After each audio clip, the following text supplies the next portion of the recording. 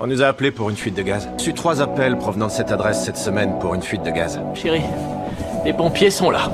Lorsque les pompiers sont arrivés de nouveau, ils ont remarqué quelque chose d'étrange. Vous avez un enfant malentendant et vous n'avez pas appris la langue des signes. C'est mon beau-fils depuis peu de temps et je suis plutôt jeune. J'essaie de m'y mettre, mais c'est pas facile. Malgré cela, ils ont insisté sur le fait que tout allait bien. Après une rapide inspection, ils ont découvert que la fuite de gaz était causée par Marcus ayant ouvert le poêle lui-même. Jack a pris Ted à part. Par langage des signes, Marcus a partagé la vérité déchirante. Il n'a jamais frappé Marcus, mais il avait bien frappé sa mère. C'est pour ça que Marcus avait toujours peur de lui. Il n'avait pas ouvert le gaz pour blesser quelqu'un, mais pour appeler les pompiers, pensant que cela calmerait Ted. Sheena avait essayé d'appeler la police, mais les policiers pensaient qu'elle exagérait. Il m'a enfermé dans la penderie pendant 11 heures cette nuit-là. Les pompiers savaient qu'ils devaient agir maintenant. Il a demandé à un collègue de distraire Ted. Sie haben ein besseres Leben verdient. Sie haben keine Schläge verdient. Sie haben diese Angst nicht verdient. Ich möchte Ihnen helfen, es zu finden. Elle lui a demandé de surveiller Marcus pendant qu'elle rangeait ses affaires. Puis, elle est revenue discrètement pour demander de l'aide pour cacher les choses.